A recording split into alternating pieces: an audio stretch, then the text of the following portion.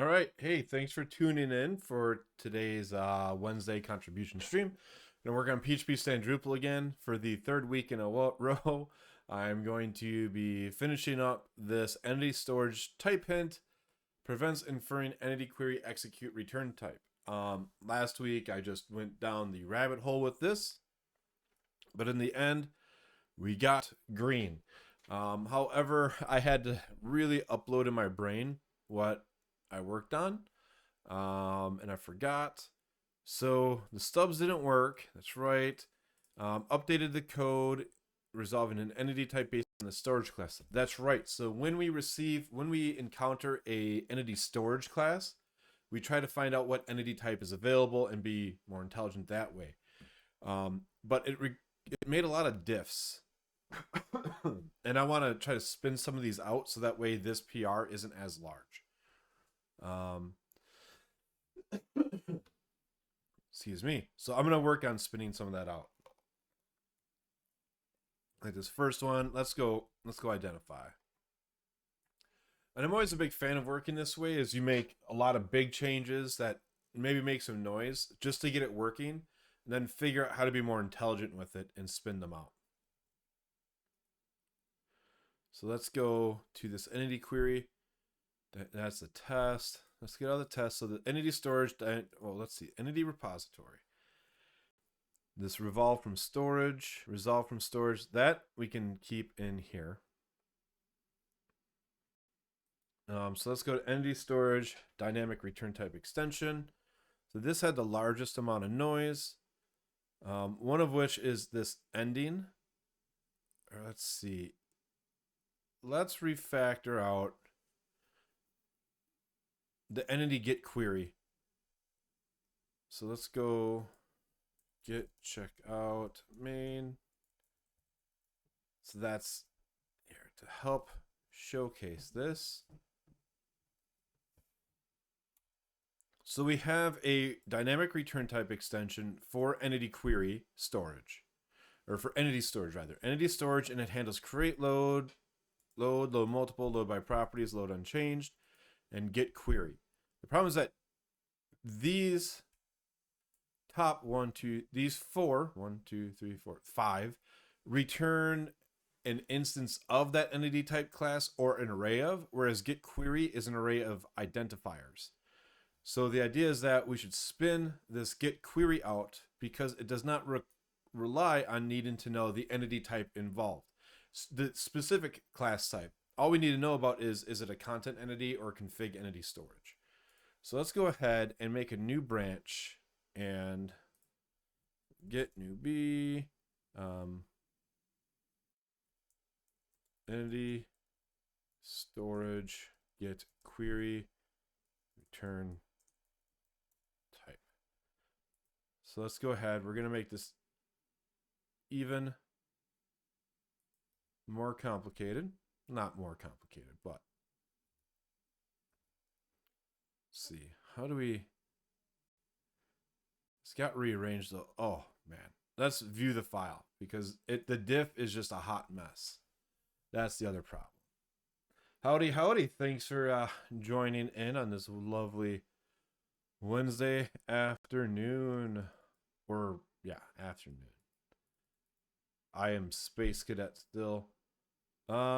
All right, so what did we change this to? So get query, is this the same? So get query, if the return type is not of object type, bam, but if the, so that changes it. So instead of checking the caller type, we just check the return type, not return type. Yeah, we check the caller type, but if it is an ancestor or implementer of the storage interface.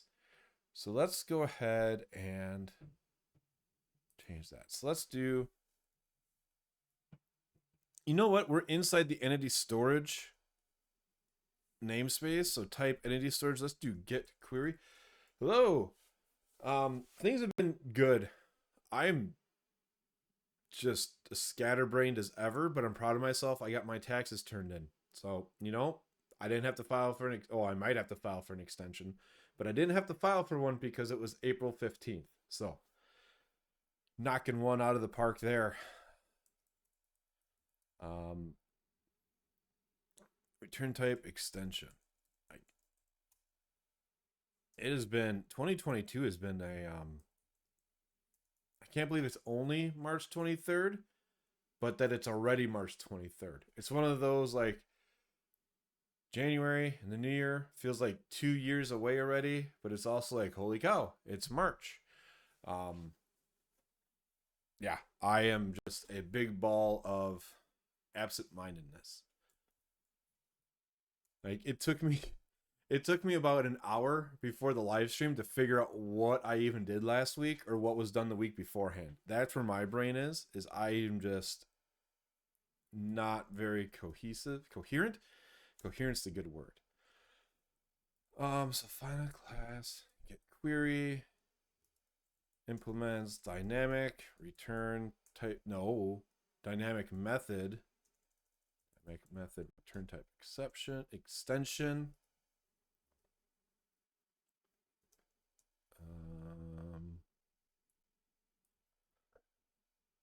So we get to class. Is method supported? Return. Import this.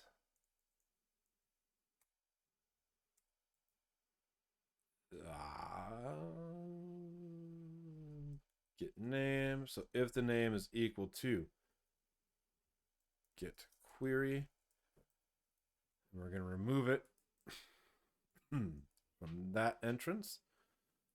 And now we'll do implement get type from method call. And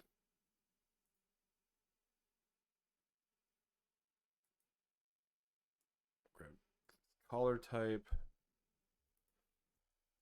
Import the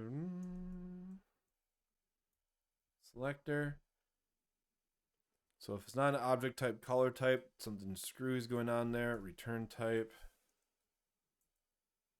All right, so let's, this is duplicated. So let's just get the default return type and return. Oh, hey, look at this is, wait a second. Hold on.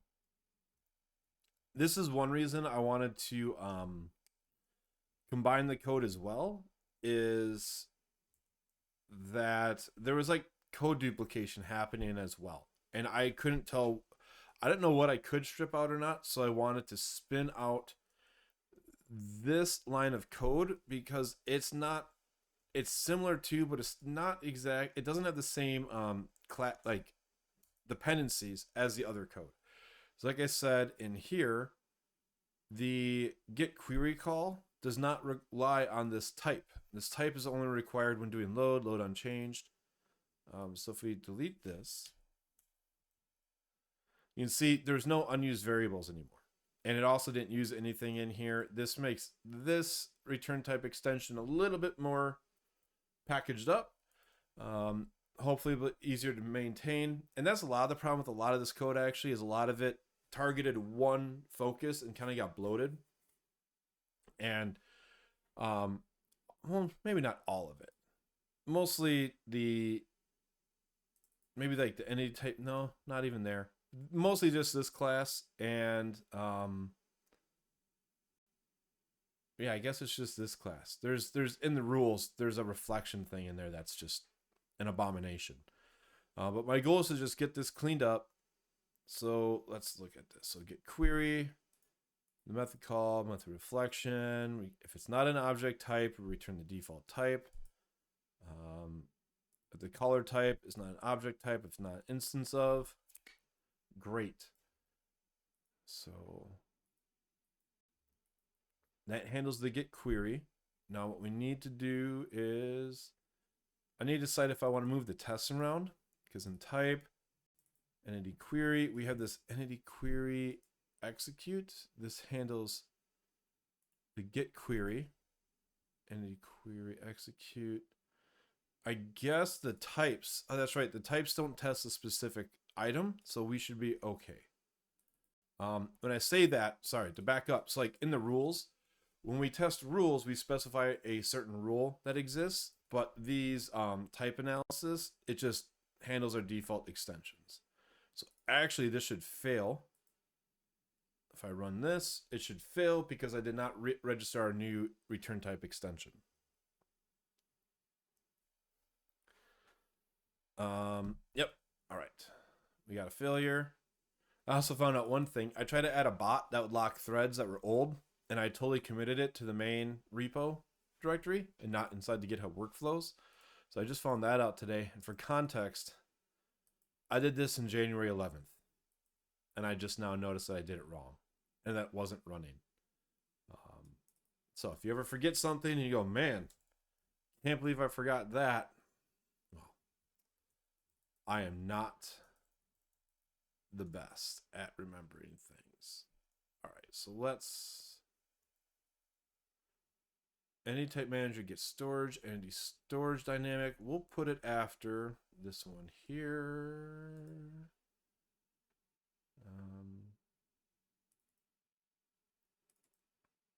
So get query. Bam. All right. So let's rerun it.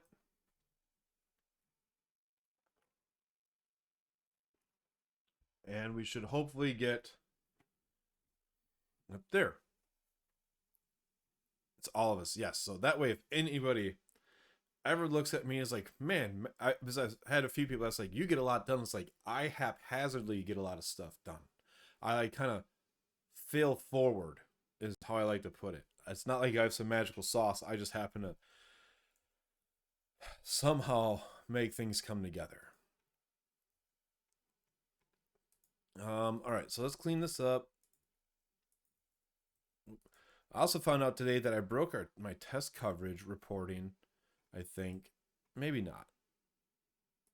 So I want to look at that too. So I want to get back to focusing on some code coverage metrics. All right, so that passed. Let's do the PHP vendor bin, phpstan. Make sure phpstan's still happy.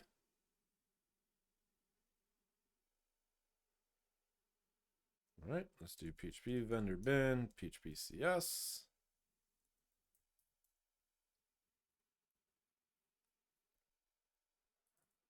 .62. There. All right.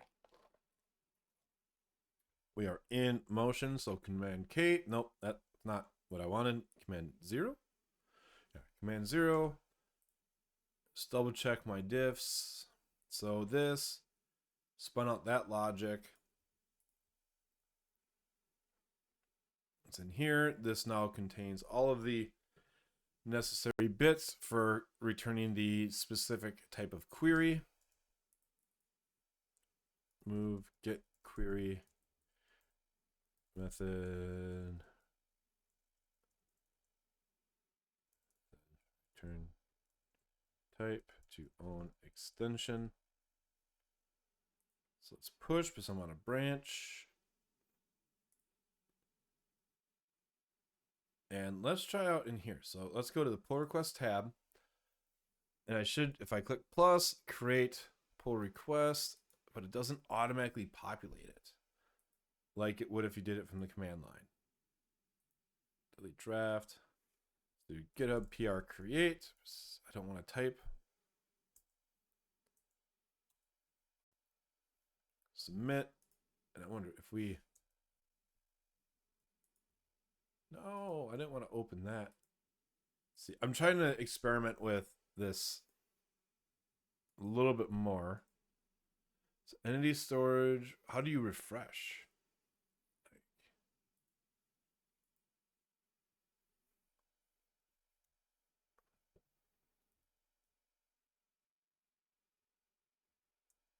I guess by researching. So if I go to this, is it going to show me the status checks for pending? T successful. Control W closes the project browser, not the pull request tab. All right, so this is going. Circle CI finished.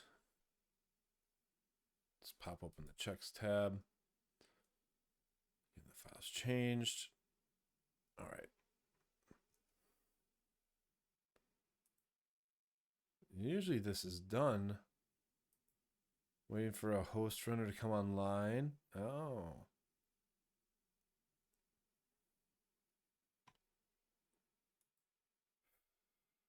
Then again, I know GitHub has been having grief, githubstatus.com. Right, everything is green.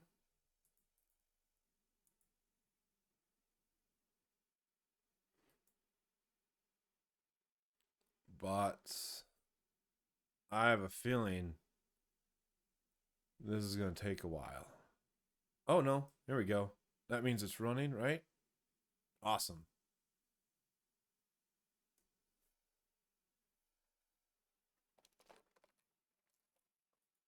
All right, so everything's going. Build integration. Go.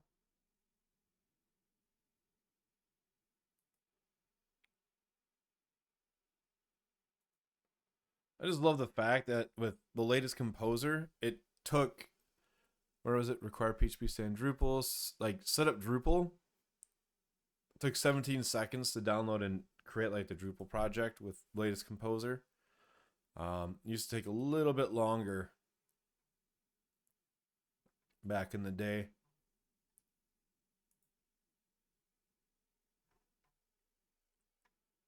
All right, so that's all coming green. Yeah, a little bit, like minutes. Yeah, it would take like a good minute for it to run through all the Drupal stuff and like the old tags. What was the problem?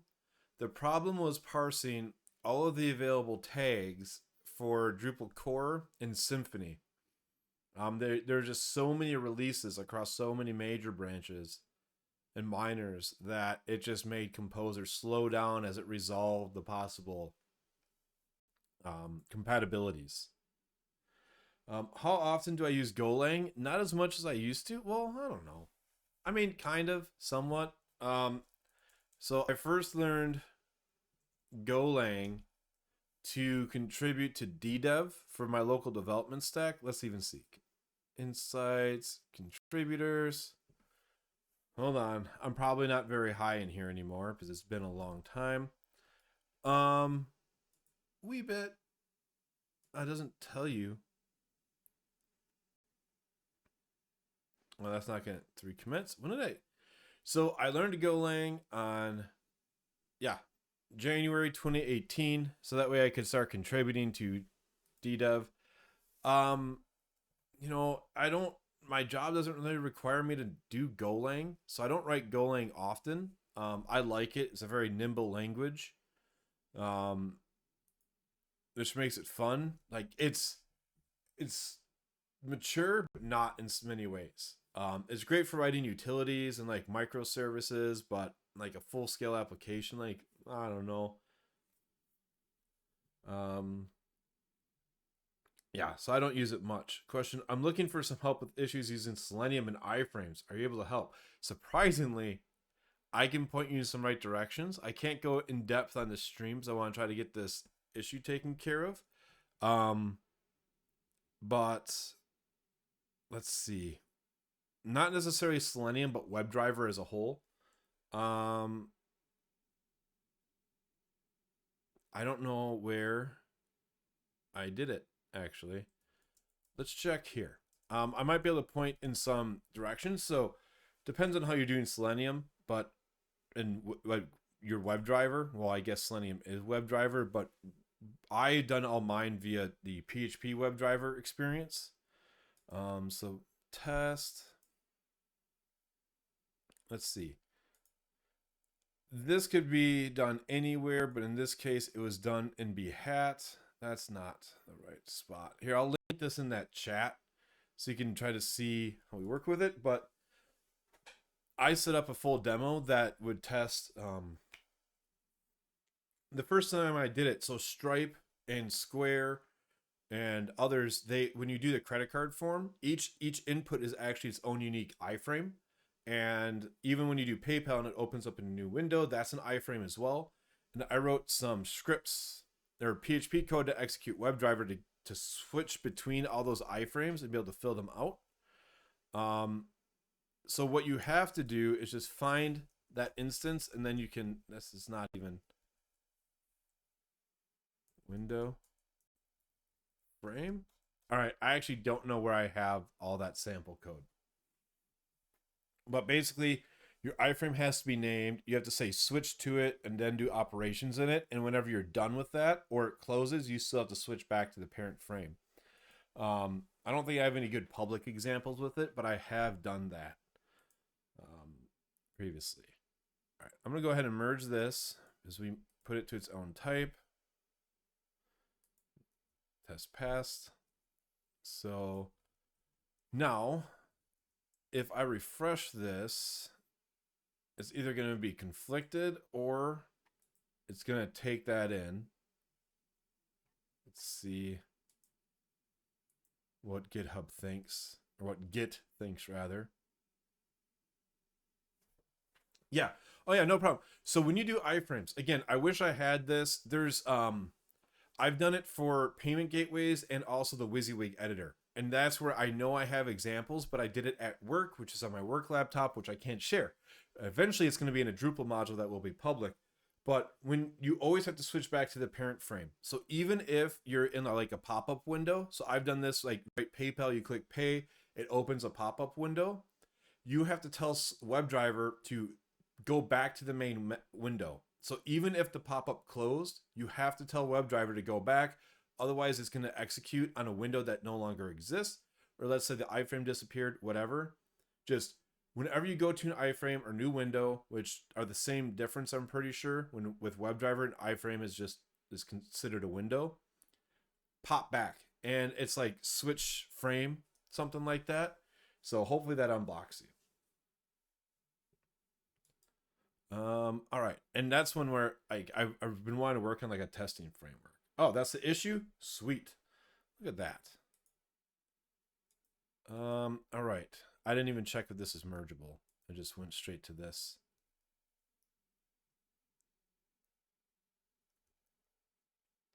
Bum, bum, bum. Yeah, it's got a merge conflict. All right, so let's go. What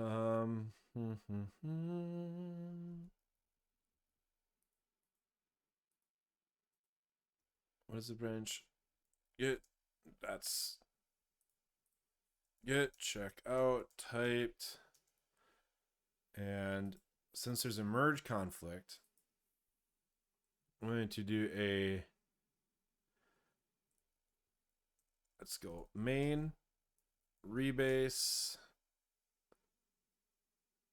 Man, I love I don't know what special commands that phpstorm plugs in when it does like merges, but it resolved that conflict automatically. And if I do just git push F, because I did a rebase and a refresh, we still have 4 commits. It is, oh, you know what? It helps if you, I didn't do it off the remote, so I acted all slick when I wasn't. So let's do this again. Main and rebase. There we go. Merge, and hopefully, okay, this is a big one. So get query, get return type for query method. Oh, this is still, that was added. So let's pop that off. Continue rebasing. Let's merge it again. Please have the green. Nope. All right.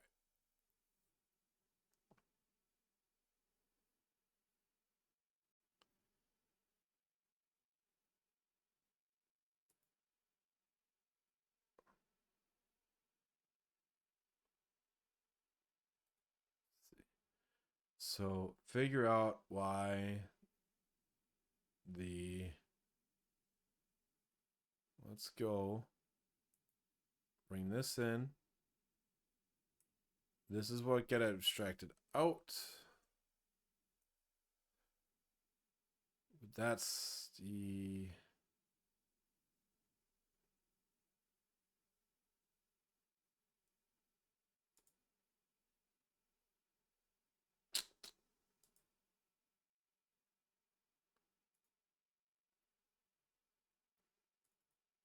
All right, let's see what this turned out like.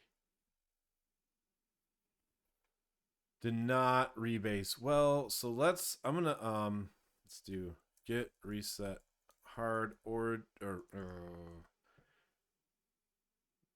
git reset from all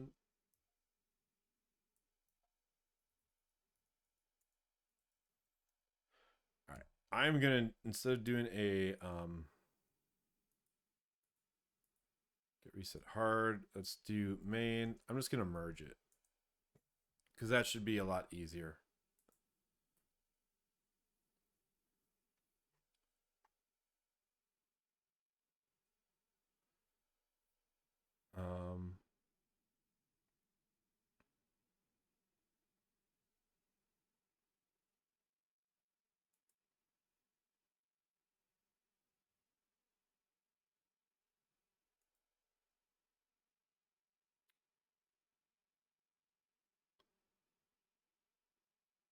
That's not a good merge. Here I thought I had this great idea, and it's not. All right, let's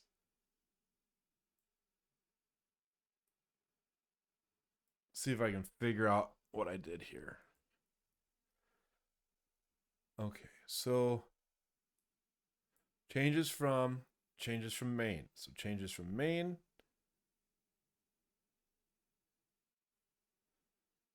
Let's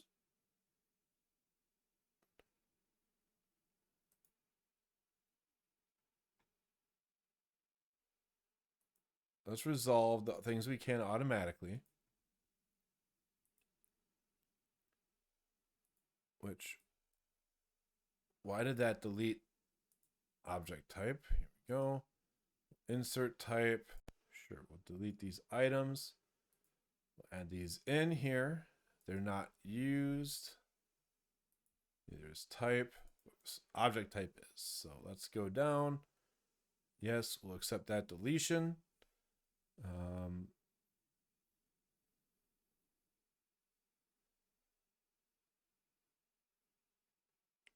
See if load multiple by properties. Color type is entity storage.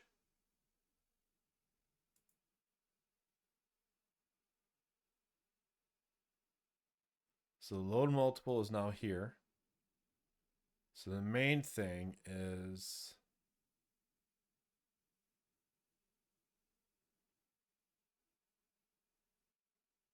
load unchanged. That's down here. So we want to accept that and delete these.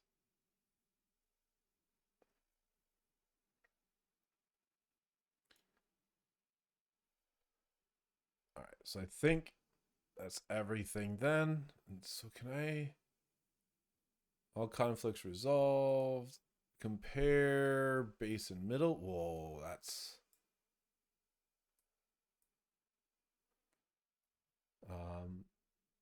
highlight words, do not ignore, show details. All right, I just want to read this. So if color type is not object type, if color type is not entity storage type, we look up the resolved entity type. If that's nothing, we return. Otherwise, we get the type. If type equals null, return default. Load, we do the load. If load multiple, return the appropriate type. If create, otherwise fall back. All right, I'm happy with that.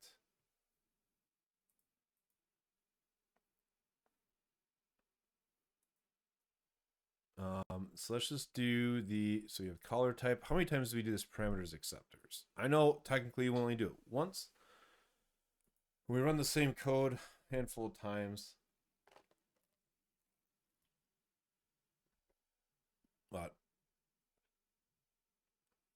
just do, all right, so color type.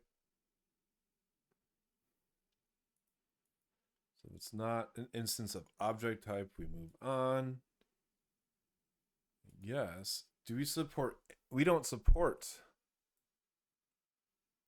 it being anything else.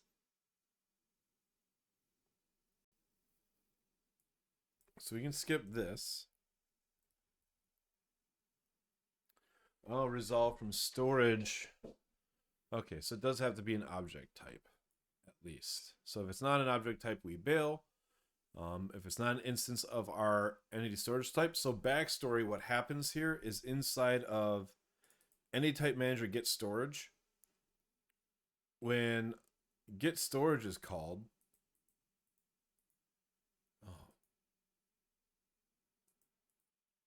we get the storage type for that entity type and return it, or entity storage. But when you use inline PHP doc, so slash asterisk asterisk, just pull up the data. When you do this inline type hinting,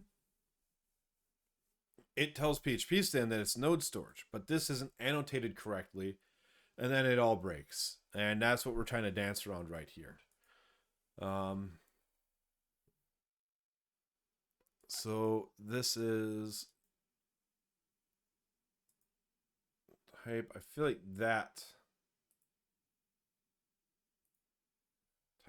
type. This should be the entity type.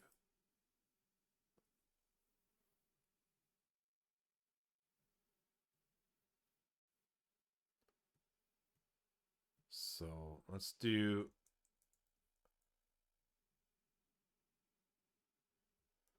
I don't think I gain anything put it into a method, except for the fact that it's just not in the main body. So type equals, else type is this, and if type is null, we bail out. If we have load unchanged, it's that type or no, because it might not exist. Load multiple, load by properties. If the caller type is a config storage, it's string and then type. If it's a content entity, it'd be the integer key, because content entities have serial identifiers, numbers. Then reflection type create equals type. So if it is a, actually, I want to bring this forward more. So this reads better to me. So if is create, load, let's do a get status, diff. Let's not make noise. Stat get push.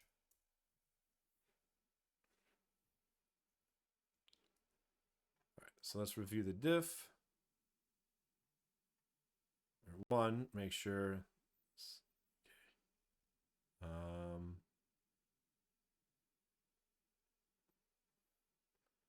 Okay, so I spun that out, resolve it. This is the trick. Yep. And this to be more explicit.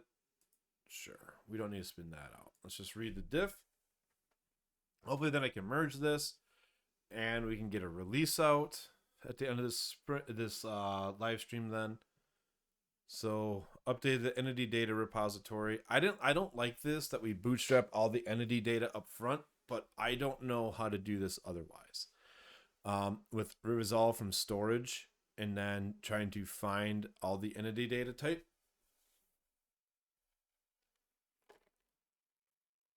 Because you're going to end up running into this code anyways, so I guess we can do a performance fix later if it needs to happen.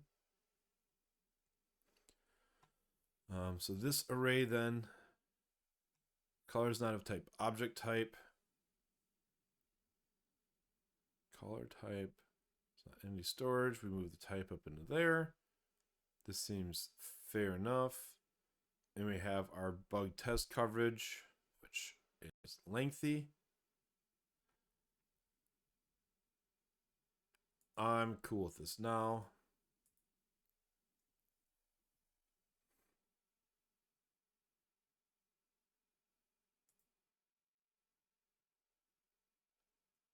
All right, so let's go and merge this. Boom. All right. That means I can start working on some features or go through these issues. Oh, I created a bunch of issues because I did submit this project for Google Summer of Code. So I don't want to work on these because I want to leave those open for new contributors and Google Summer of Code students. But I want to try to just do some general maintenance. I want to see PHP vendor, bin, PHP unit, or not PHP unit, but coverage. This is, my schema's outdated. So let's do composer, outdated.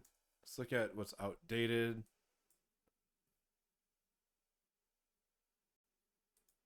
Let's just do some maintenance before I get onto some issues.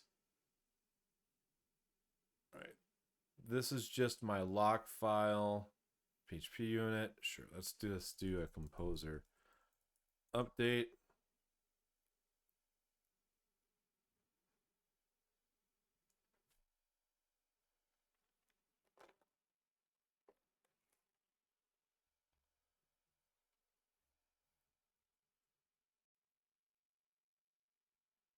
And I used to have code coverage reported, so I'm just gonna work on that. Because I realize I've been using covers default class, the annotation, a bit wrong. So it's so like in PHP unit. So let's do PHP unit covers default class. So in the annotations, there's this at covers default class. And what folks might happen, and same with covers, is essentially it ensures that code coverage is only respected for that class or that method, and that any side effects aren't counted as coverage. So if that test executes other code, it will only validate or only consider coverage of that scope, which is really interesting. I was thinking of it as saying like, yeah, this marks it as covered. Completely wrong with how I was dealing with it. Code coverage analysis. So this probably explains it even more. But this would, what they want to cover. So that way, if it can also be used that if it bleeds into other code, that it's not truly a unit test, it's doing more. This is really interesting. And that's something that I want to get back up to see, to make sure that I have all the code coverage I am expecting. So let's do git new branch, PHP unit. Let's just call it coverage, and PHP vendor bin PHP unit. Was it migrate configuration? There we go. Because I do know that we are out of date.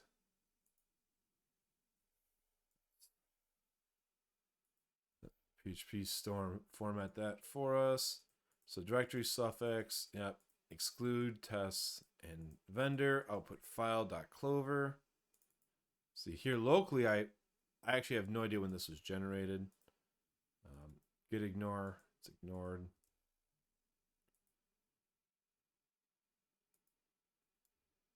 Do not want to save this.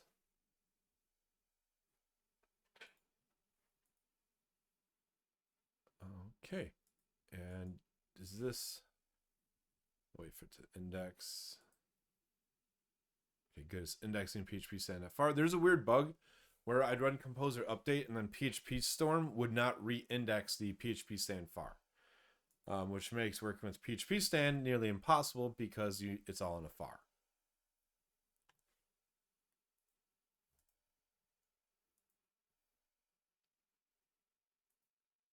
So let's see. One thing that I realized, I don't know if it was a breaking change between PHP 7 and 9, and I didn't catch it, but the old, actually, let's go back. Oh, I lost that content. Well, the old format as shown here, oh no, it should have been reporting. I don't know. I wasn't seeing the code coverage report anymore.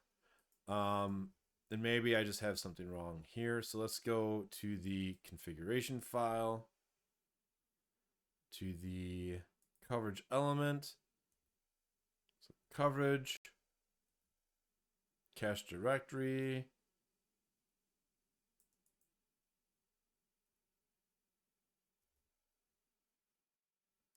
Could be Xdebug changes too. Oh, you're right. You're right.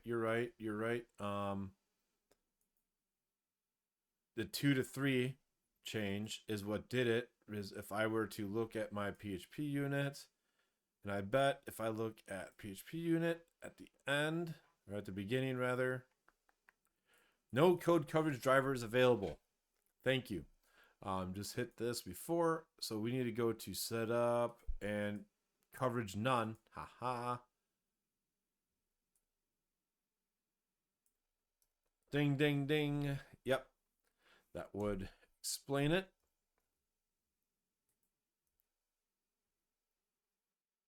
So coverage, Xdebug, coverage, Xdebug. This is for tests, right? This is all the PHP unit. Perfect.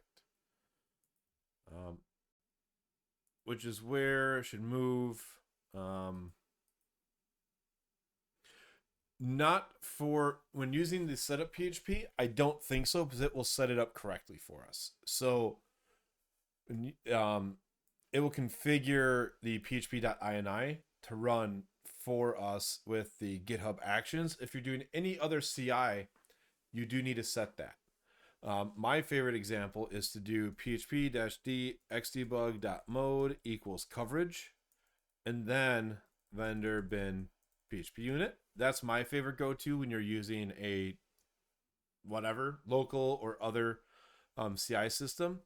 But in GitHub Actions with this setup PHP, we just need to set the coverage to Xdebug, and that will configure Xdebug for us. So what I want to do is actually, I wonder if I should move linting to its own step. I think I have an issue for that.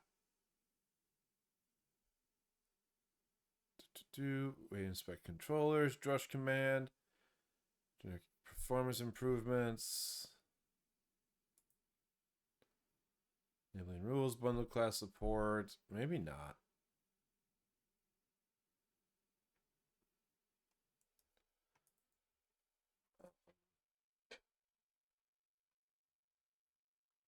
We'll just start here.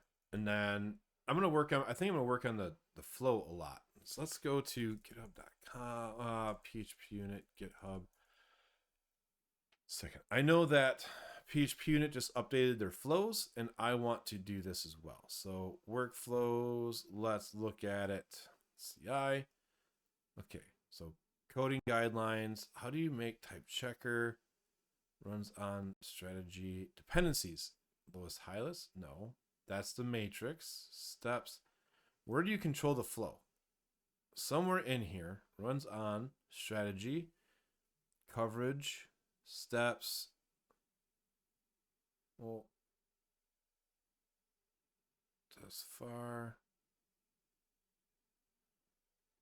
Build far. So I know you can actually build workflows and GitHub Actions. Needs. There it is. All right. So I'm going to call this lint. And basically copy this entire tidbit from tests. Get rid of PHP unit. So we're just going to do the analyze. We don't even need to set up Drupal. Install dependencies. Hold on. So we don't need. All I need is PHP version 7.4. Let's do 8.0 and 8.1. I don't need all this extra steps. Check out PHP, PHP version, downgrade dependencies. Nope. We're not going to upgrade dependencies. We don't need to add PHP unit. Bridge. All right, so linting will be just linting there. You don't need experimental flag, don't need the Drupal flags. Yeah, so now the matrix is just PHP versions. Coverage is xdebug. This would be none. None, because we don't want any kind of code coverage. Tools. Wait, let's see. Coverage xdebug. Does that mean I need to specify xdebug? Coverage support xdebug is enabled by default. So if you're not using your workflow, disable it. Disable coverage. Coverage none. Okay, so coverage none turns off xdebug, otherwise it's present. This is linting. Continue on error. There is no continue on error here. Tests. Let's do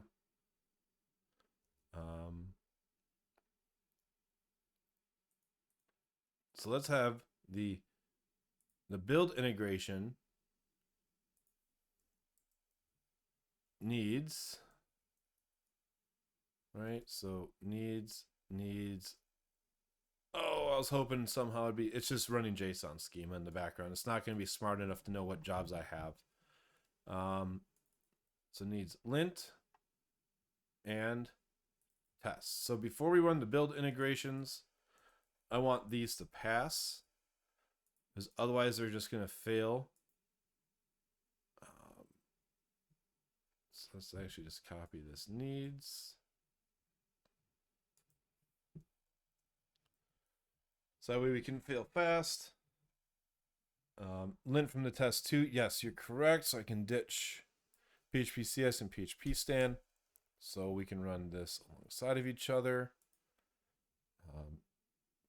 Drupal 10 dev. All right. So there's, let's do coverage. Can we get this coverage report to coverage support?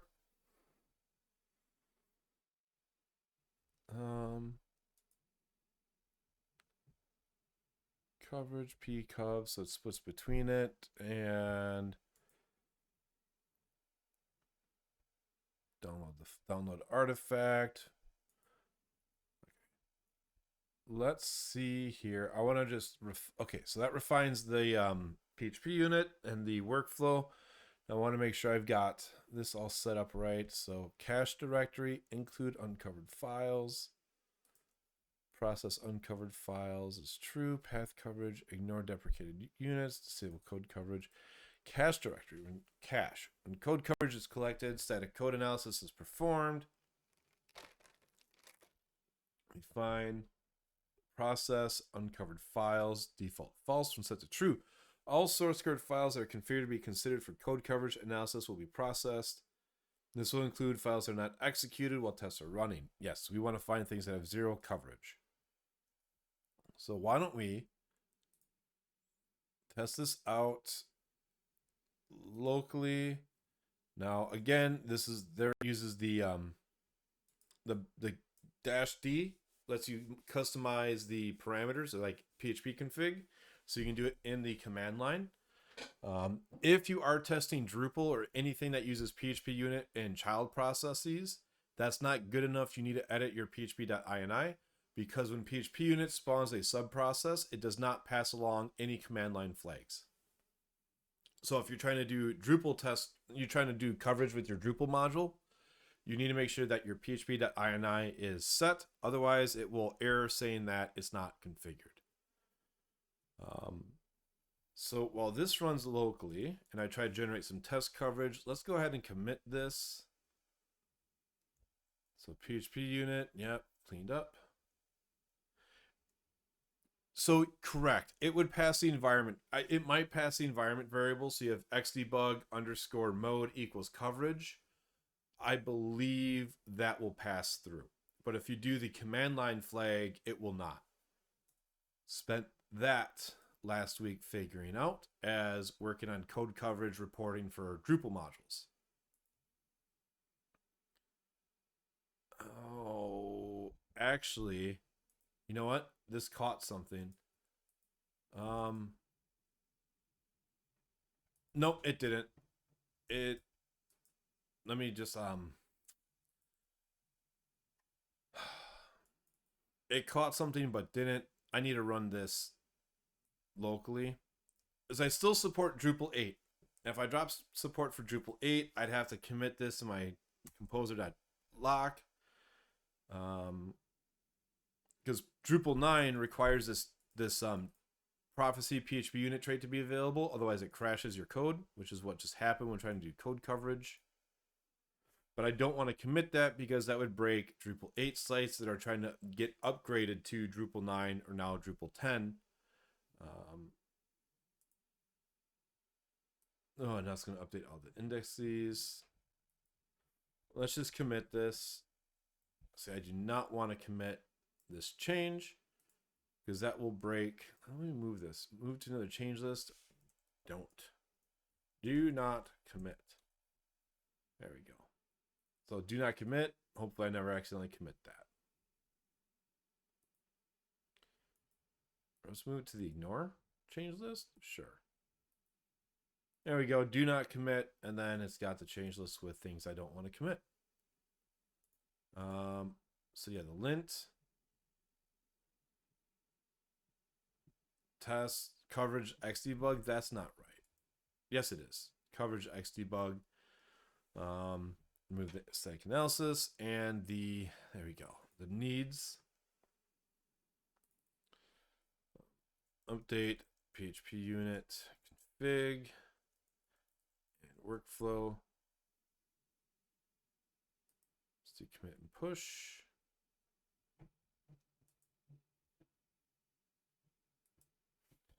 Get GitHub PR create.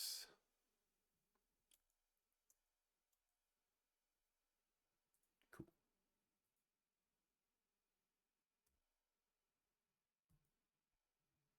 Process uncovered. Include element. Yeah, include. There we go.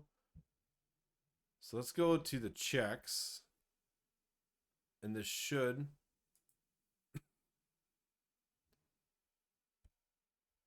So yes, now we have our cool little matrix that shows up. But the linting is broken. What I do here, phpcs, cannot open input file. Oh, because I need to do a composer install. Or composer update, because that's what you run when there's no lock file. Install dependencies. I did forget to copy that up. I don't think I need any of the, yes I do, because Drupal core is a development dependency. Right? Require dev, Drupal core recommended. Yes. With the test pass, and let's see if code coverage is output at the end of PHP unit. Let's go to the top. The top will tell us. Then warn that it wasn't. And at the bottom, it should say Clover coverage generated. Holy cow, tests. Did not say generating. Oh, come on now.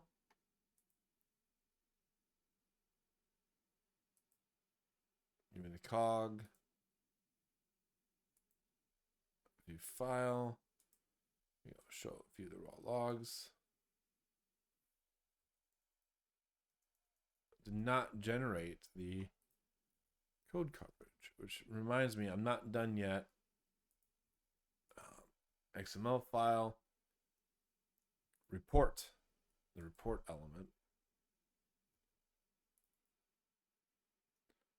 So report Clover output file. Just change this to Clover. PHP text. So uncovered files true. Show summary. So it should print the text and generate a Clover file, but it's not. Let's run it locally now and see. Yeah, why not? Oh, and wait, so PHP unit 6.5. Let's see. PHP unit 9.5. Oh, maybe that could be a problem too. Is 7.4 is, or well, the Drupal 9 one is an outdated, could be the outdated configuration. Maybe. Just view the raw logs.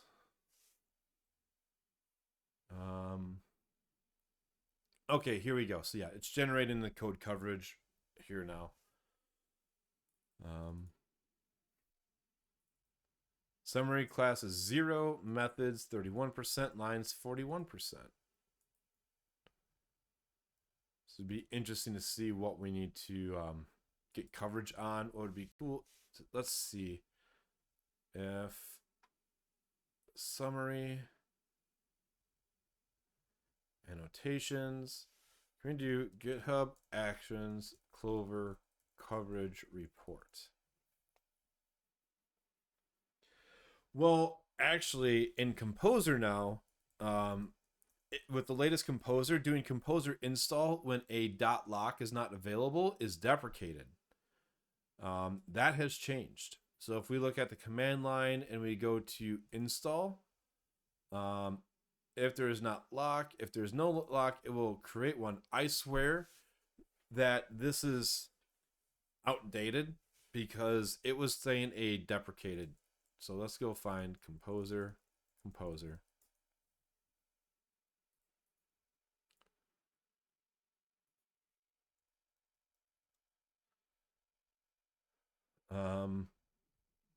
Passing null. I swear that it was saying this when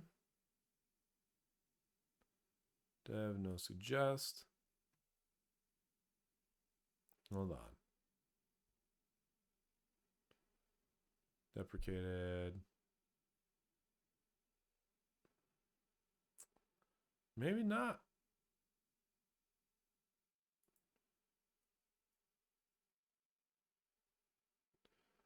So I want to see if I can actually find it in here. Use set run scripts.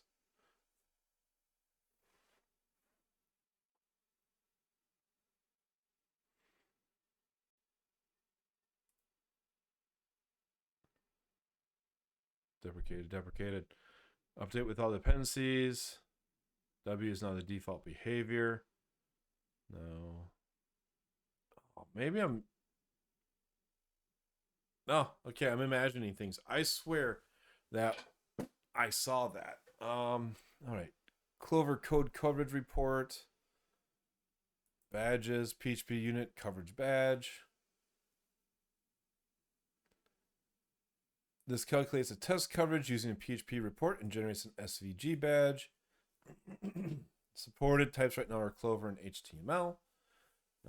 With test files generated by PHP 9.5. Not work with older or future releases if the layout of the report changes. The default config does not push the badge back into the repository. Oh, so this like generates a badge 2 years ago. Oh.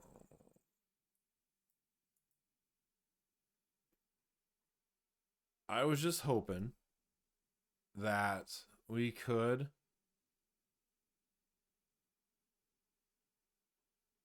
like display it, but this isn't even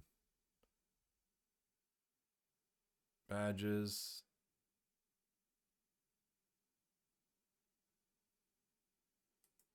Update coverage is badge. No. This for just comments on a pull request with an HTML test coverage report. Like that would be cool. Like I would like to see that on my pull requests. Something for another day. Add an action to create the coverage reports. Code cov action. Uploads code coverage to code cov. PHP coverage check. Yeah, I'm not a so GitHub CI is better than Travis CI. I still love Circle CI the most though, out of any of these. The problem with GitHub CI is just right. It's GitHub, and there's just like thousands of um, actions, and instead of me like really diving into it, I'm just going for like I'm just looking all over. We'll read it and calculate the coverage score. Exit okay if the coverage is higher than the threshold. So that's kind of neat. That doesn't report to GitHub. The problem is I'm asking GitHub to report data like you would expect inside Jenkins or SonarQube or something else. Like these annotations are great that it tells you where things are broken, but it's not meant to give you like a code coverage report table necessarily. So I am asking a bit more of it than it is intended to do. All right, so we've got this code coverage set. Let's go fix that workflow for installing dependencies, phpUnit.xml. Clover, great, we got the Clover there. Let's fix install. Hold on. I just want to do a git add .github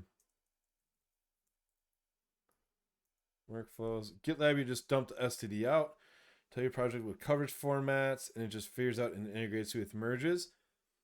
I've seen that, but I think that's only for enterprise. Or does public do that? I remember looking and trying to hook up check style reports from phpstan and something else, and GitLab does some kind of formatting for you, but I don't think it does it for free. Maybe it doesn't like self-hosted. I don't know. I could be wrong. Is that like gitlab.com that's posting all that information on a merge request?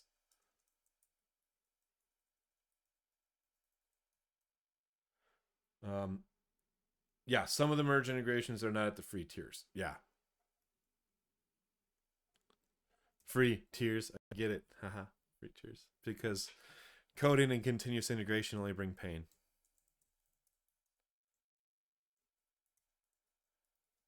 Um, that is one thing that like GitLab. It is nice because they went for the whole like ops platform. Like they are like the I wish you could get GitLab CI without requiring to use GitLab's repos, because then it would be the perfect replacement for Jenkins. Like, if I could get GitLab CI to run with any repository source that's not GitLab, the GitLab instance itself, like that would be a Jenkins killer, in my opinion. But it's not decoupled enough. And that makes sense because it is a giant package. It's just Goldilocks. Nothing's right. Nothing's just right. Everything's just wrong enough or missing something else. All right, so let's check this out. So that passed. Now the jobs are running. So our matrix should go out. The only problem with this is that it's slower because everything could run in parallel before. But I like the idea of like something failing fast. So I can go fix it. So 7.4 PHP unit. So this will not PHP unit 6. I almost feel like I need to have a separate PHP unit file for this. But it's fine if it's not generating coverage. It's not the end of the world. Because it is at least here.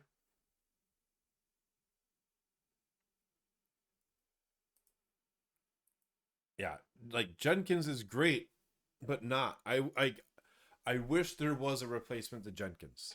And there's been a few times I wanted to build my own thing that was like Jenkins, but then I realized I have no exact use case, and then you got to fight for reasons to adopt it. It's just like GitLab CI is probably the best CI solution out there for organizations if you want to run GitLab yourself.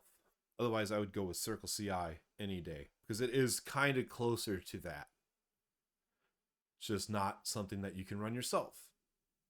It's like 42. I'm curious, in Drupal, this is not tested at all, which it gets funny because this has to run for any of the tests to run, but it's not marked as covered at all.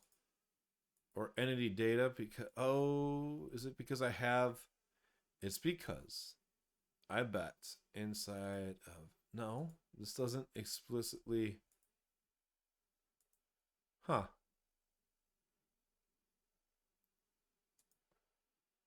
Interesting. So if you've never seen this, if you do run your code with code coverage, it can read it and it can warn you, or it shows you the red green, like red is not tested. Well, that's going to be near impossible to test. We're just being very defensive in our programming. So whenever you see something that's about like your code coverage should never be 100%, because you're guarding against cases, and some of the cases are impossible, but you're just protecting against them, and it's impossible to test. Like this entity field reflection. This could use a lot of, this actually could use like more explicit testing then. I just wish that there's a way to build the code coverage report. So GitHub actions, Clover coverage report. That's exactly what I searched for before. Clover test coverage check. The thing is, I don't necessarily want to check. I want a table to be reported.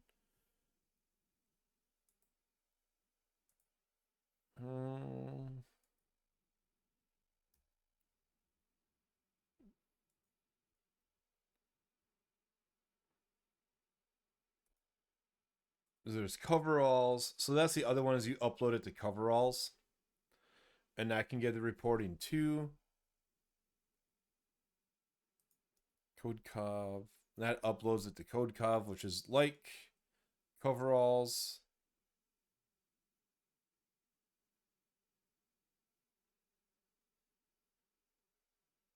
And don't feel like I'm not going to go through all that. I'm not that invested in it, but I'm curious about this. CodeCov, CIR. Blah. Maybe that's one thing I'll build, is a way to comment on like that one issue where it say would this, where it would comment on it. Maybe I'll just build something like this. It makes the comment. This is actually,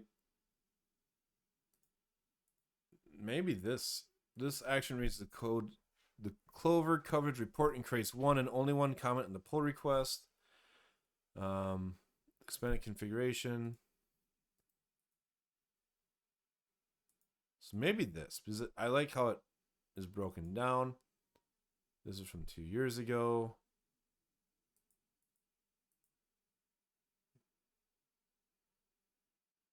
So let's see. With chart, that's a lot of options.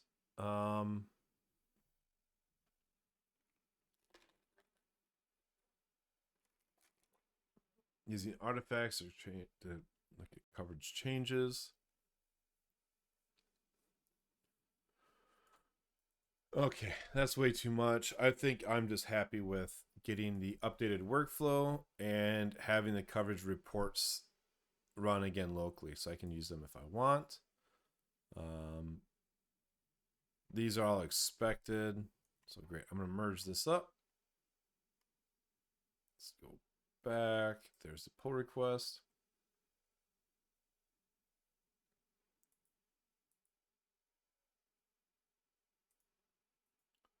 Cool. So that's that housekeeping. Let's go back to the issues. I want to check on this issue. So this was reported where, so we analyzed the callbacks for lazy builders, And in Drupal core, there was a lot of practice with doing class, static class, and then concatenating it. Where's the example? So here it is. I even copied it. So with phpstan, when it's static class, it doesn't. If the class is not final, it doesn't. It returns like a non-empty string. It doesn't tell you what class it is.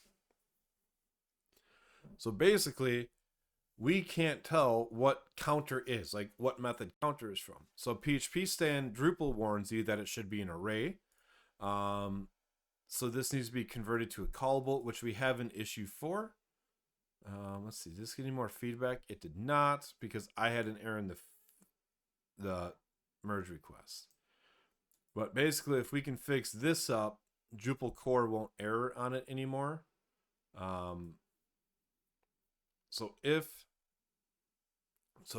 We found two bugs. One, phpstan warning, where this was a string concatenation with static, and we've moved it to static class, like a call user func array for the class and then the method, which uncovered a core bug that has existed since Drupal 8 early days, where a lazy builder was expected to be a string callable, which means that it only supported the service name : method or a function callback, and somehow no one has hit this bug, which means not a lot of people are implementing lazy builders themselves. I'm really surprised by this, but this is we need to wait for that to get fixed in Drupal core. This needs a good old RTBC. So that's pause. Let's see. It's a Drupal WTF, and can't do anything about it till that's merged. So let's see.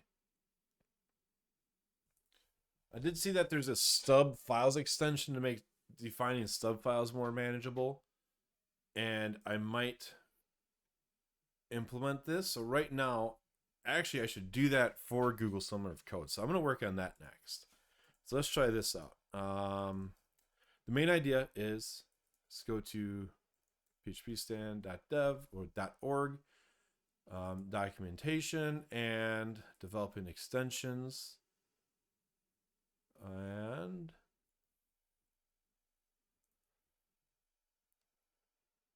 config reference. Well, it's not documented here, but I found this stub files extension.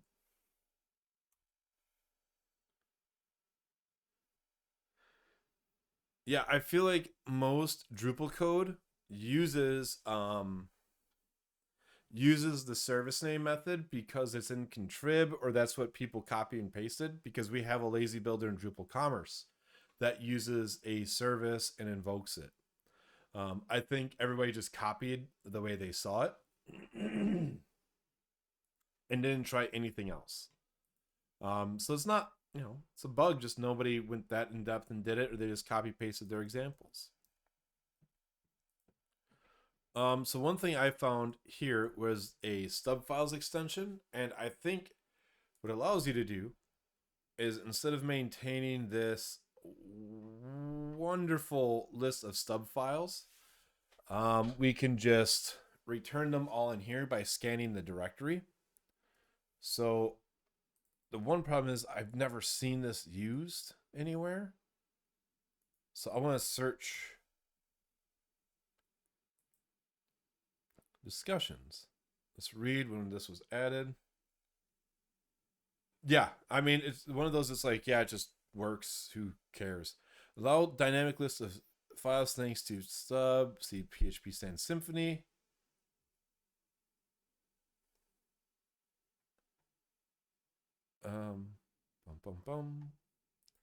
So does this implement the stub files thingery-do? No. Oh, interesting. So class input bag stub files extension. Let's see, what does this do here?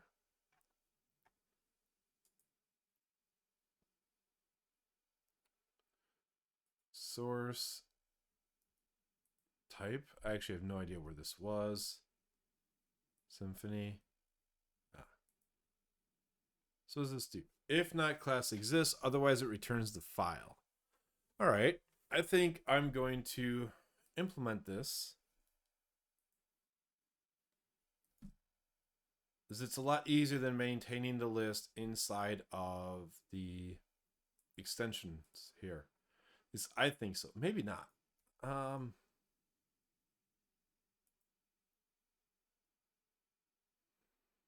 on, let me see. Because they still register a whole bunch here, and then they have the dynamic. I guess is for the intent is when you have dynamic classes, which, oh no, I don't even want to think about when we have to support different stub files between different major versions of Drupal core. Now I just gotta decide, is this what is the best way to do it? Maintain this epic file or make it be completely dynamic?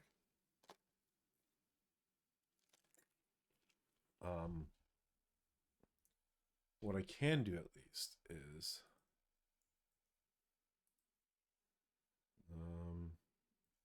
added in 0.12.98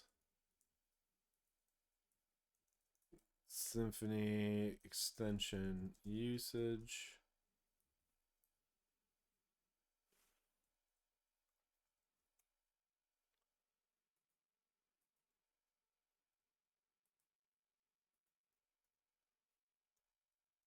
Registration.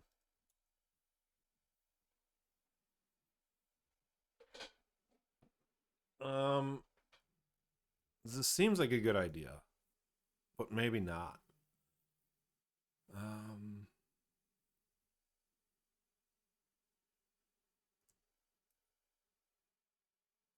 Because it could make contributions a lot easier. I'm trying to think. All right, what did I put in here? Create stub files for the following field types. I feel like we're gonna have so many stub files for Drupal core that I should just add this. So let's go make a new file. We're gonna call it the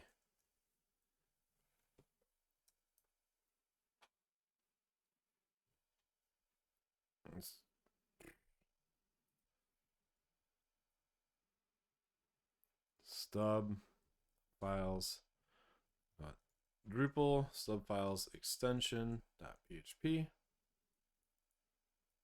Let's make a new branch first. Update this.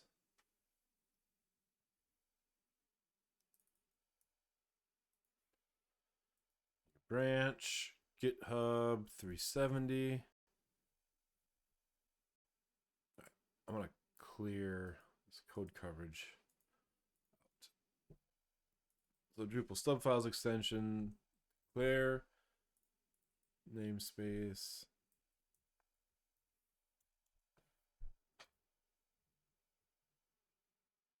And final class, Drupal stub files, implement stub files extension. Get files. Now, let's see.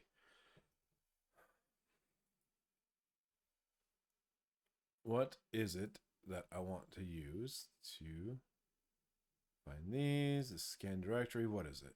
Recursive file iterator. Recursive directory iterator. These only. So we don't need to ignore.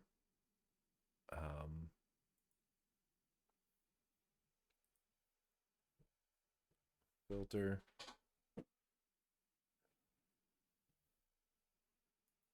So the directory iterator.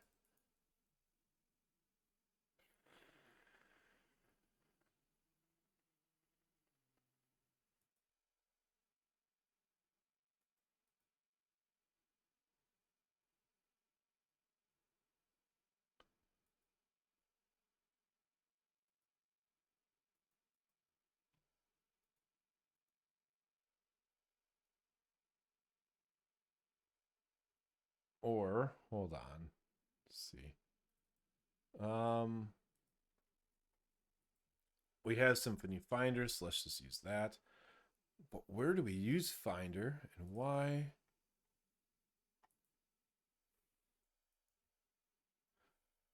New Drupal Finder. Why do we? Second. I don't even know now. I'd hate to suggest it before things are fairly feature complete, but maybe you'll have to separate releases for different versions like Drush. That so far it's working. phpstan-drupal can be tested against Drush 9, 10, and 11. I have a feeling that I'm not going to be able to maintain this much longer. We'll see. Eventually, I'll probably have to drop Drupal 8 support just because. But so far, I haven't had to. Honestly, the hardest part was the fact that Drupal 10 has this project as a dependency itself, and working around that was a nightmare. But I think it'll be okay.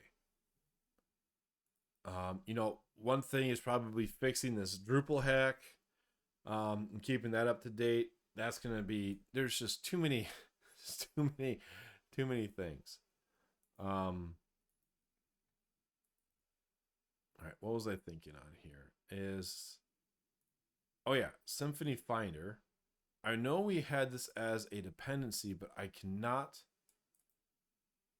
for the life of me, remember why.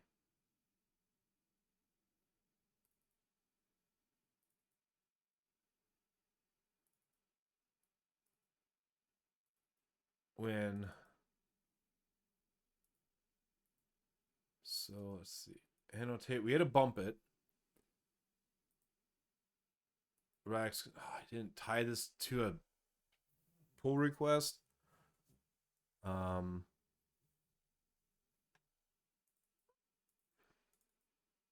phpstan-drupal. That's Drupal core. Yeah, why do I have it as a direct dependency? Well, I guess what would be easier to do than search this.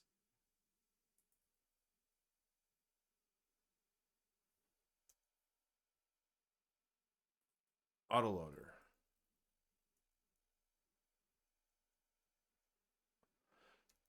That's it. All the Drush legacy includes.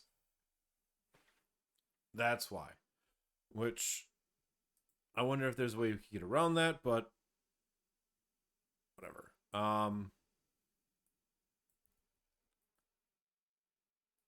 File. So let's go ahead and do this. Okay, that stinks. Like that's the only reason why. Oh well. Can look at it at a different time. Because if I could remove a dependency on that, we don't have to worry about it blocking like Symfony 7 or 8. It's not, then we don't become incompatible with anything else. So I'm not gonna look at any other issues. Let's do files equals an array. Files. Let's do finder equal finder create.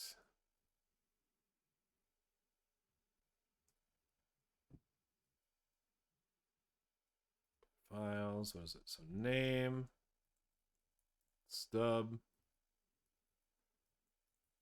in.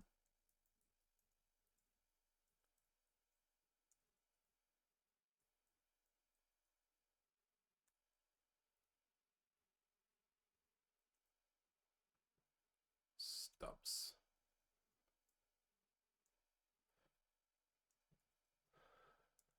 Depth. Well, I don't know if we need to specify depth. Actually, we'll find out. So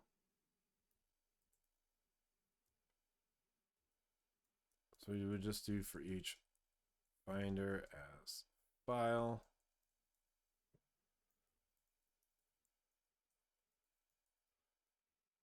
So SPL file info, do files.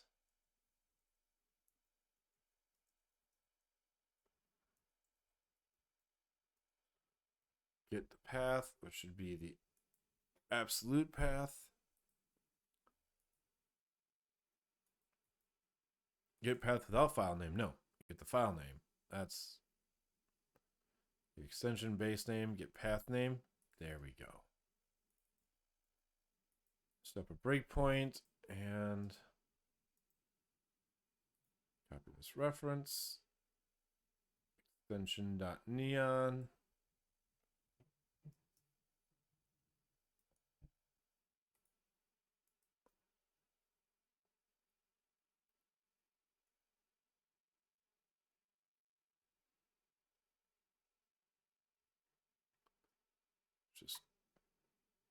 So I think somewhere rules, I don't know why I started adding all the rules like this. We should be able to fix this as well to not need all the rules defined down here as services. We should be able to define them up here if they don't need dependency injection. Some of that just got broken along the way. Now, tags.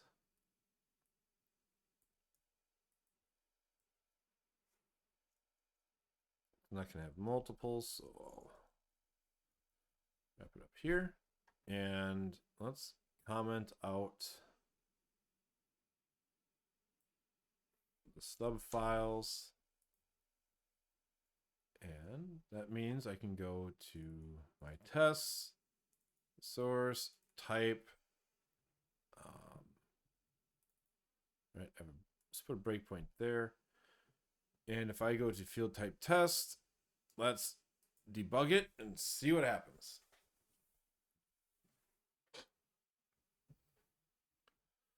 So files is empty. Let's just go finder, directory, stubs, names.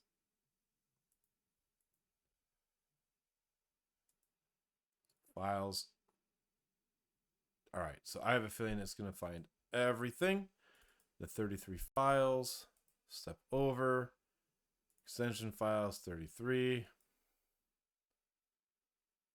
I'm surprised it does it for each and for each instead of merging at the end. Either way, why am I to ask? Great, so stub files 19 of the existing.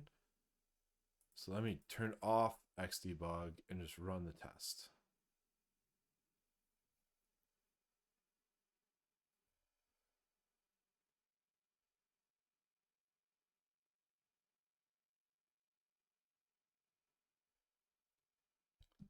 And it passed. Sweet. It's right. This just returns an iterator.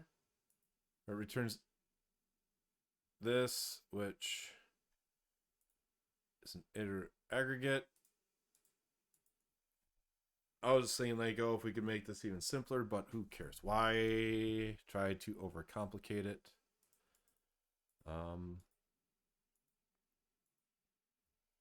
Cool. So let's do PHP vendor bin phpstan.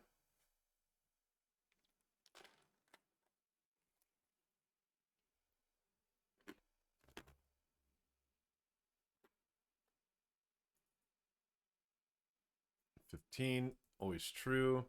Oh, all right. If it's going to actually understand that this is an iterator of, so in, return this.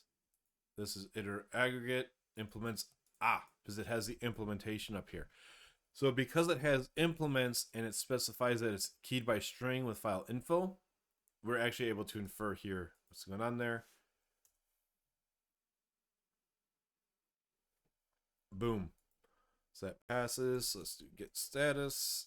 Get check out composer.json. Just do not want to commit that.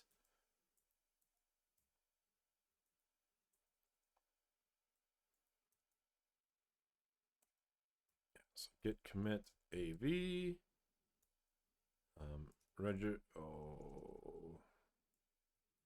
Register stub files automatically.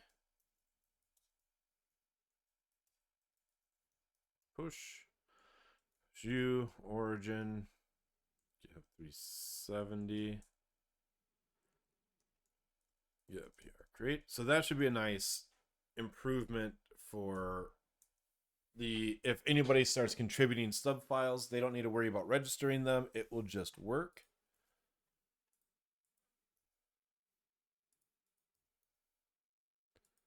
Let's do that. And then I think I just want to do some cleanup. This is about 3:32, or it's 3:32, so I got another half hour left. Let's have this finish.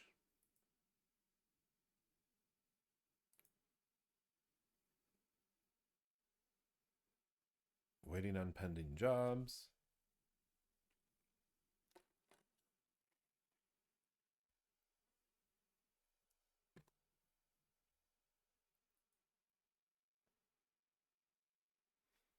Kind of curious, what linting?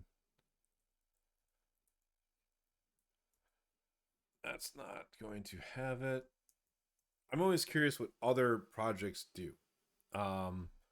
Like the linting and analysis. Obviously, there's phpstan doing it, but so they have rectors on dev, but that's because it uses rector to compile down. HTTP full. What is this? I guess it's a testing framework. Parallel linting.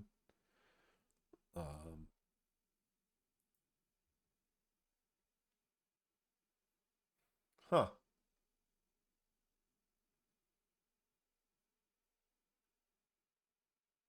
Spec JSON send.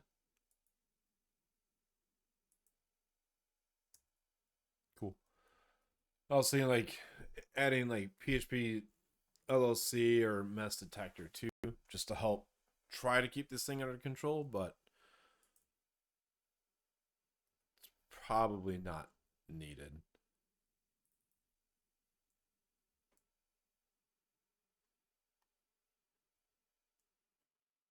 So just gotta wait on these jobs.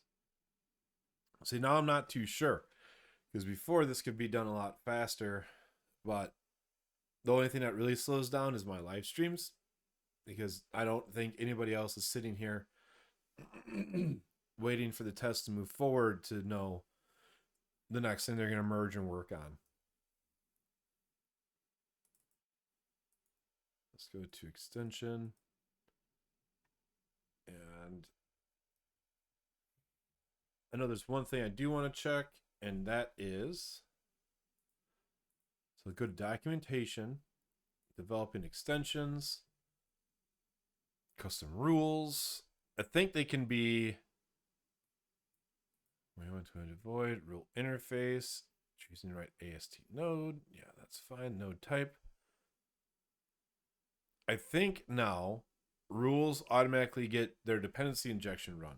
That's why they were separated before. So that's, I'd love to clean this up so that way our, well, that's not. So that way our services are only our services and not actually rules. So it's just all of our extensions, because down here we've got rules, but they had arguments that needed to be injected before. Let's go to,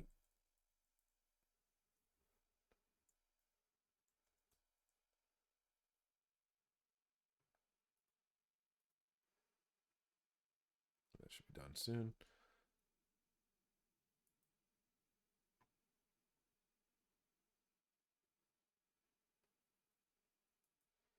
All right. So once that's finished, I'll merge this. And then I want to clean up the extension neon file.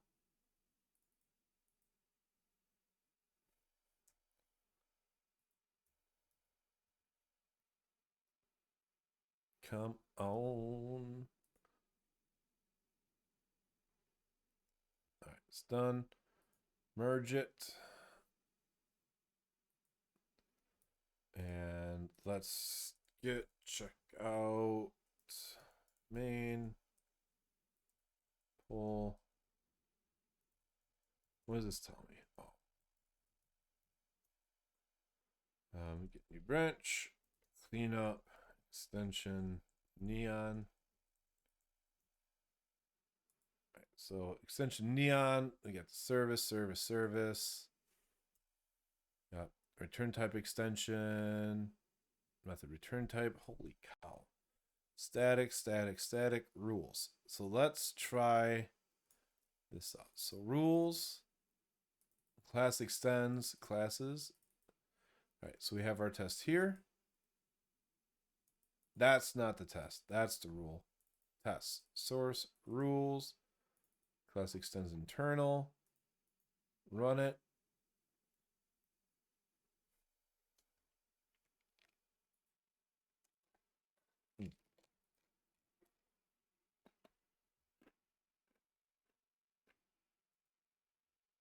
So let's remove it from here and bring it up to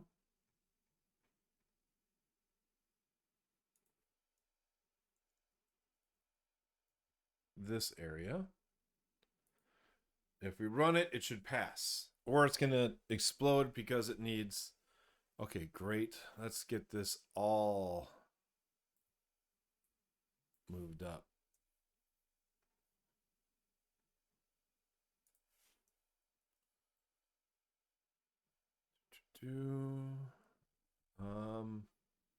Start at the bottom. So stub files rule, condition manager, create instance. Let's split right. Not that. Split this one, split right. So that way, as I delete things, I can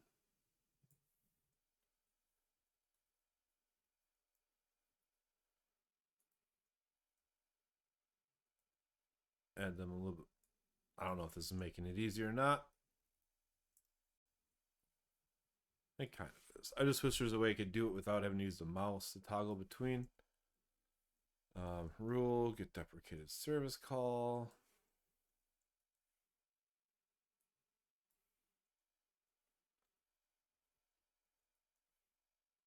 Base theme.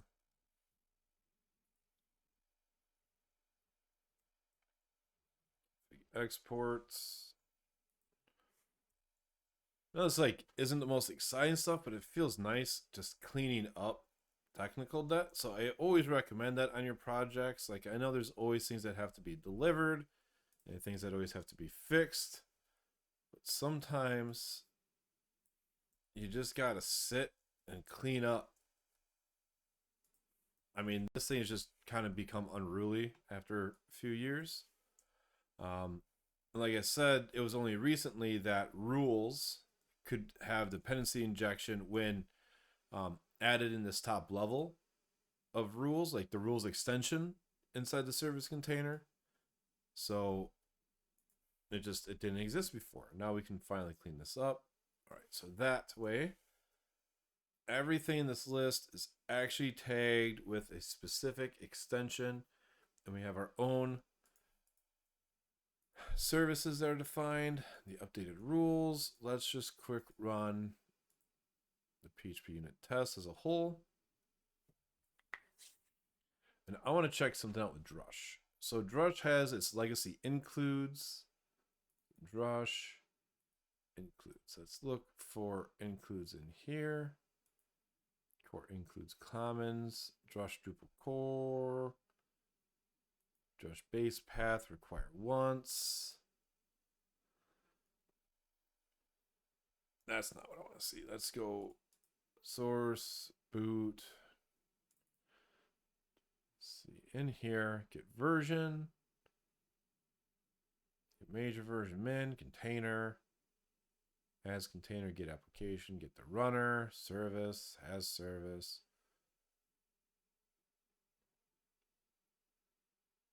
Site process, shell, simulate, affirmative, negative.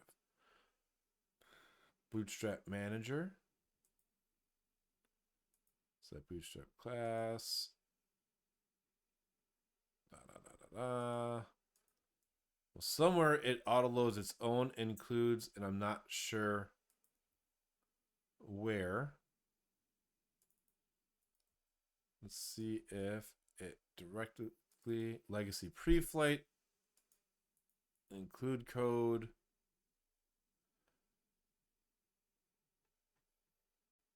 The problem is that this could change over time, but maybe that's okay. So, because if it changes over time, it's going to include the appropriate files. Legacy pre-flight. The only problem is I don't know when this was added. GitHub.com, drush ops drush. Where is this? Drush pre-flight, source pre-flight, source, legacy pre-flight.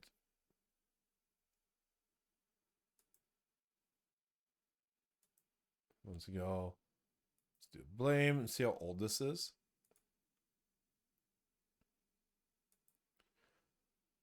Five years ago. Let's see. When was load include, add param 5 years ago. Symfony dispatch. What does this look like? Some dependencies on functions. Move backend API. Great. So this has stayed the same. So we could use that. But first off, no failing tests. So git status, git diff, commit AV.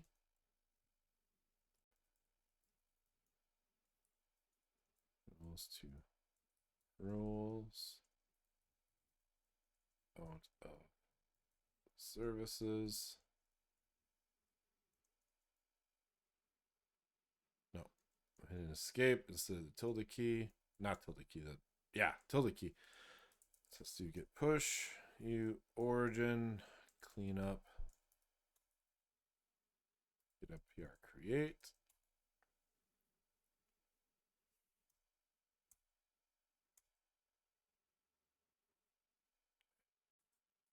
Although the funny part is, if I were to clean up the autoloader around drush to say, so like there's the drush directory. If I did legacy pre-flight load includes drush directory, right, slash includes, I could get rid of the finder, but I've already put finder into another class, and then I into this this stub file. I already put it in here. How does this actually work? So git iterator, this search and directory, excludes path, this depths. So it does all of this work for us. Filters, depth. Yeah. That's fine having that dependency.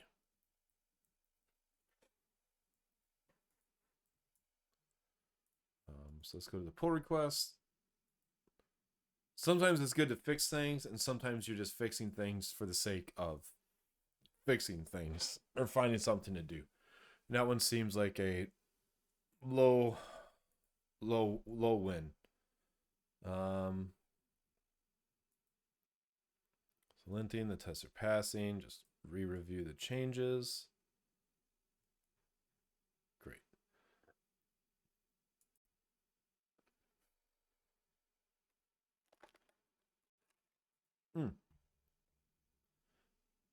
I forgot to close this when I merged that pull request. I want to see if this will do it. Edit.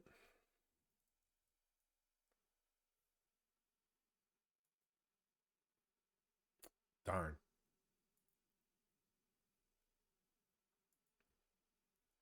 I was hoping you could go way back, like back and retroactively close on a closed PR, but I guess not. So that's pending Drupal core fix. Stub files for field. This is like the meta issue. Turn generic interface instead of nulls. Type from field item list iterator, odd behavior. So would this be? This is a stub file.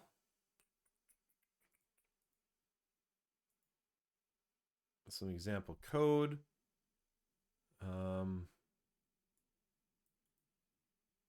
It shouldn't assume type data interface. That won't exactly fix this problem.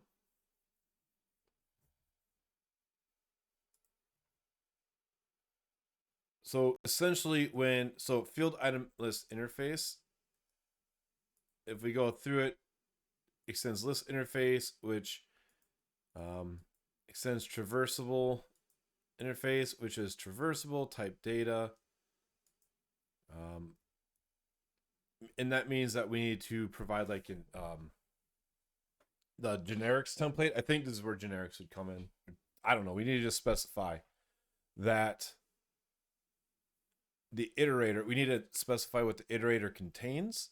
And in this case, field item list interface needs to be defined as containing field item interfaces, which array access means, what does that mean? You can do offset get, offset. That's actually, I think that's really intended to be removed. But let's see. Field item list. We do not have a stub for this yet. Maybe we could just knock this out really quick. Wait. So let's do get checkout main.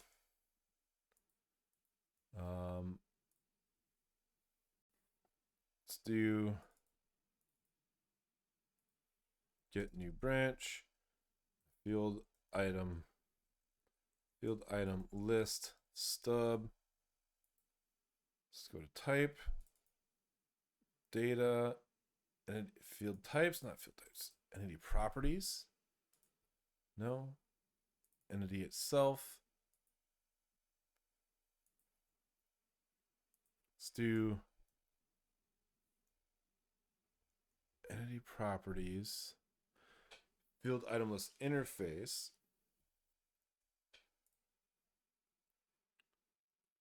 Cert type is field item list interface. Where is this being used? Which test? Entity property type test. Run it.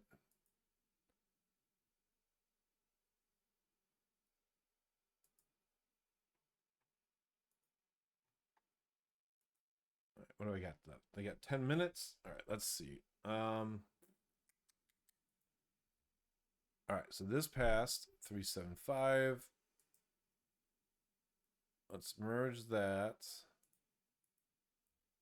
And let's see what happens if I create this stub file. Source, stubs, Drupal, core, field.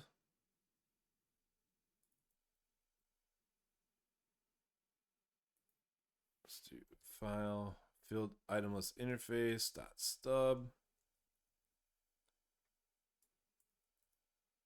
Good run. Thanks for hanging out and have a great rest of your day.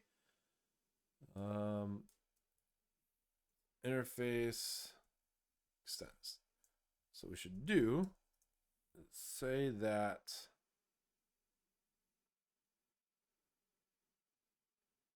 iterable. How do we do?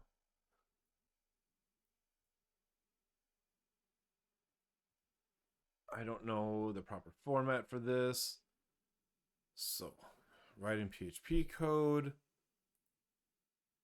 types, max integer ranges, param key of,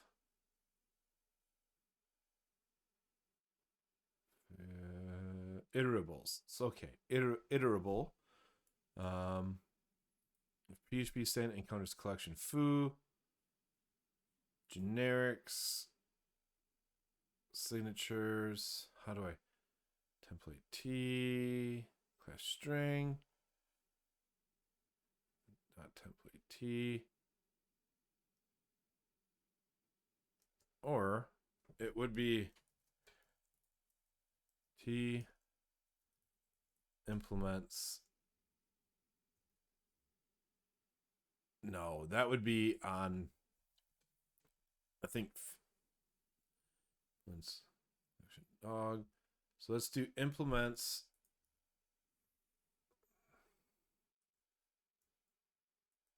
item list interface yield item interface. I don't know if that's right, but let's just run the test and see what happens.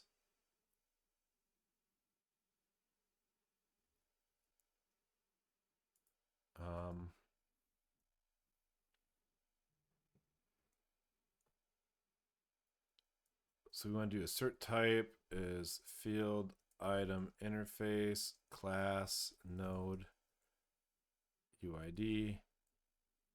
First, I think that's what this would allow us to do.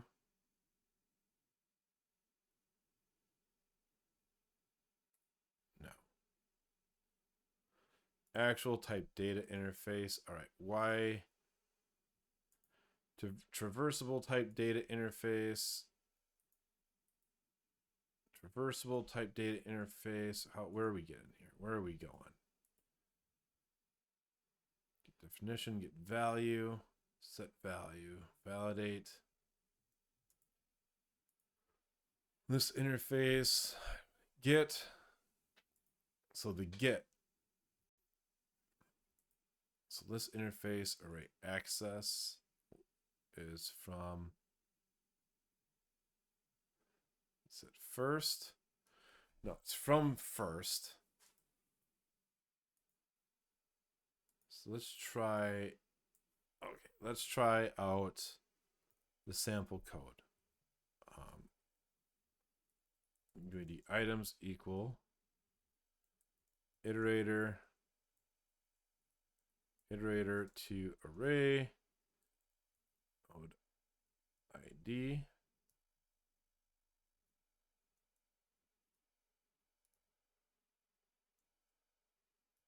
UID. Let's try this out. UID items equals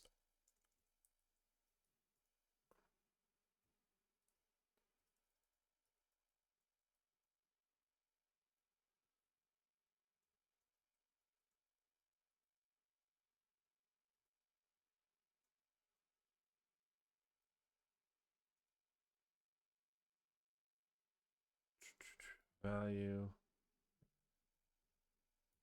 array map. That's the callable.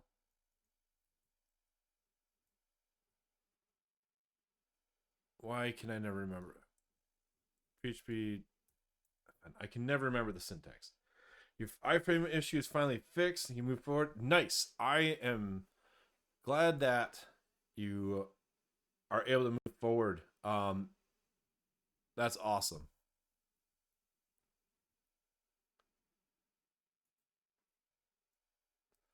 Oh, that's why.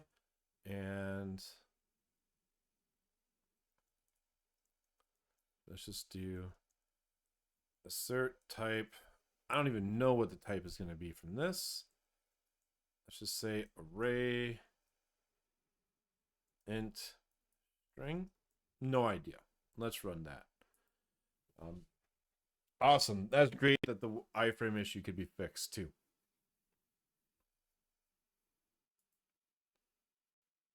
Array string error. Expected array string. Let's do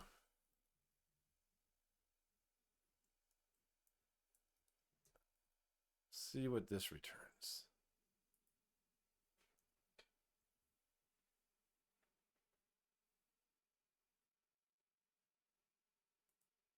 mixed. All right. So what happens if we delete this? We should get an error. Like there should be some kind of error here.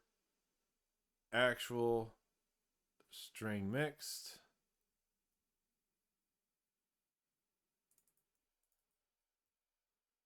We do list interface, field item interface.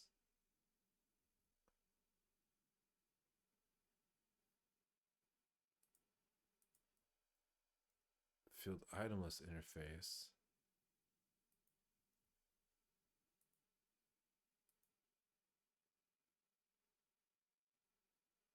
Now it's just broken. String mixed.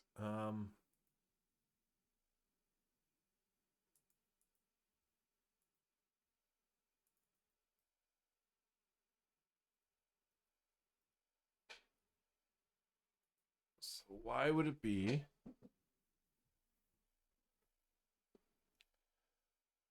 How can we get? How can I trigger? Array map expects type data, expects callable type data interface mixed null closure string item given. Or I guess it doesn't need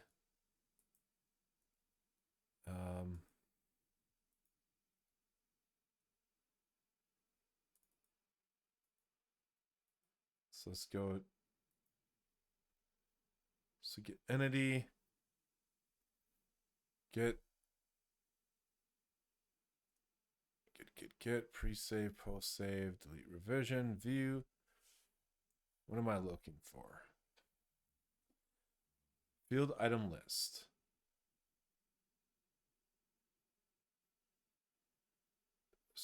How does it know the correct value here? So field item, that means it's going to the list interface. Get data definition, get item definition, get at the index, which means that traversable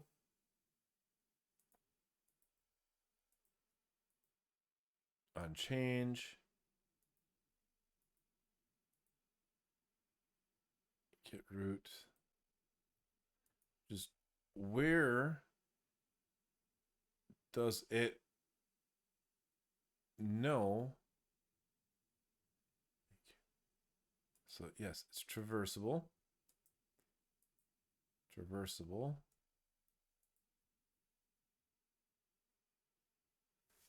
Template T key, T value, implements iterable template implements.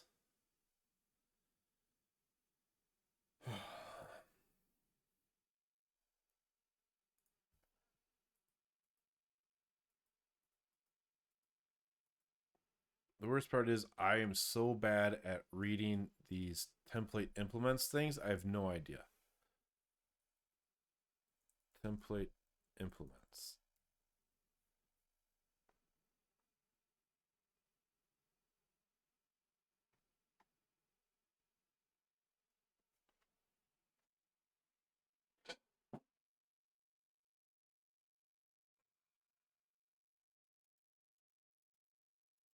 And ideally, in the end, this is what we'd be providing, or what phpstan-drupal needs to be providing is more the like generics interface in here, but I just don't know.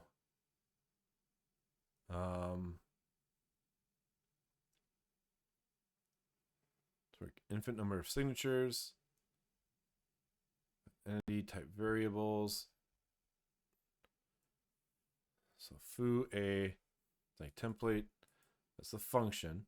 Class names. If you want to involve a class name as a type resolution,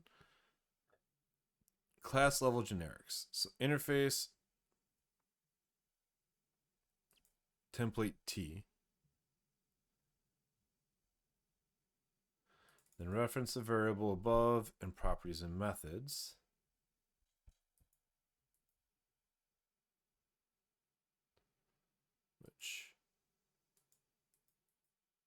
not. This has nothing in here. Let's get fieldable entity interface, pre-save. This is not it. But this interface, so it has the get, but this is not part of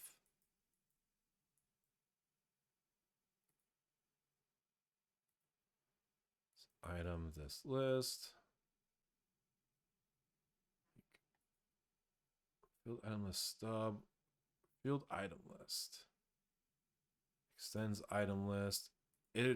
So there's the disconnect. Like this implements iterator aggregate, but I don't know what else does. And this list is type data interface. So none of the interfaces implement iterator aggregate. And I think that's where things break down.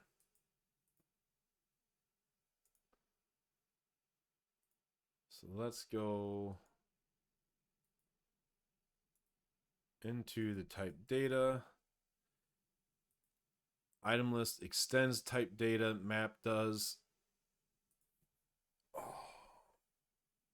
Oh well.